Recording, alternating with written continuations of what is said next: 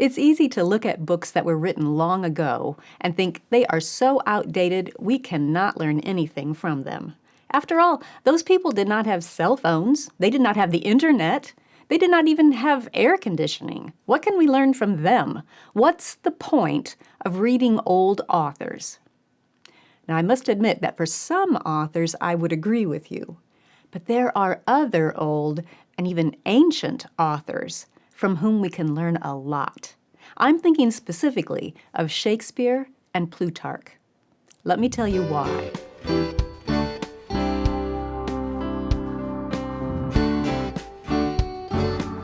Welcome to the Simply Charlotte Mason podcast. I'm Sonia Schaefer. When you first think about Shakespeare and Plutarch, it's difficult to see any similarity. Shakespeare lived in the late 1500s. Plutarch, more than 1,000 years before that. Shakespeare wrote entertaining plays. Plutarch wrote historical biographies.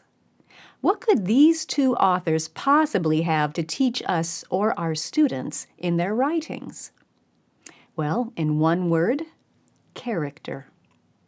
Both Shakespeare and Plutarch spotlight character in their writings. They share snapshots of people's strengths and weaknesses, good decisions, bad decisions, strong wills and weak wills. Through their plays and biographies, we get to know a person, not just his actions. And that's a big difference. Most historians focus on actions, the person's achievements. But Plutarch focused on the person's character, and Shakespeare did the same. They wanted their readers to really know the person in their writing, not just know about that person. There's the difference. See, whenever I think of the difference between knowing about a person and knowing the person, I think of a scene in one of Jane Austen's novels, Sense and Sensibility.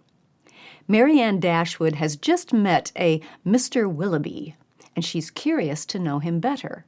So she and her mother take the opportunity to ask Sir John about him. "You know him, then?" said Mrs. Dashwood.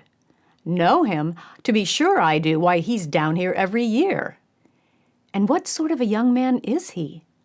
"As good a kind of fellow as ever lived, I assure you. A very decent shot. And there's not a bolder rider in England." "And is that all you can say for him?" cried Marianne indignantly. "But what are his manners on more intimate acquaintance? What his pursuits, his talents and genius?" Sir John was rather puzzled. "Upon my soul," said he, "I do not know much about him as to all that. But he is a pleasant, good-humored fellow, and has got the nicest little black pointer I ever saw. Was she out with him today?" But Mary Ann could no more satisfy him as to the color of Mr. Willoughby's pointer than he could describe to her the shades of his mind. You may think you know someone, but can you describe the shades of his mind?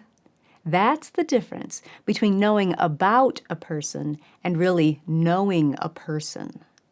And that's the difference that Shakespeare and Plutarch bring to your homeschool. They get past that "he's a pleasant fellow" acquaintance, and they peel back the layers to allow you to see that person's human nature in all of its beauty and ugliness, as well as his character. Your student learns that she can no longer simply categorize a person as either a good guy or a bad guy, that there's usually a mixture of good and bad in a single soul. And when you get to that level of knowledge, it naturally prompts two things: conversations and guidance.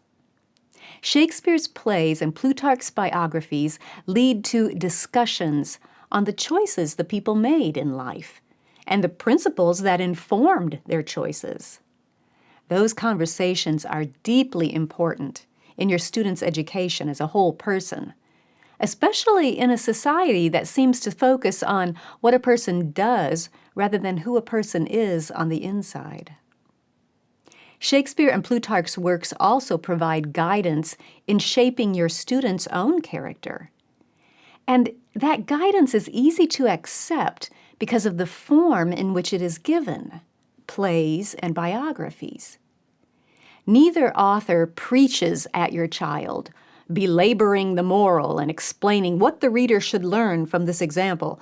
Rather, they simply tell the stories, highlighting choices and consequences of those choices, and they respect the reader enough to allow her to make the connections and see the relations, both good and bad. Conversations around character and guidance informing character. That's the point of Shakespeare and Plutarch. And they're simple to include in your homeschool schedule beginning in 4th grade. Check the description for a link that will show you how to teach these wonderful old authors and to give your students the gifts that they share in their writings. Thanks for joining me. I'll see you next time.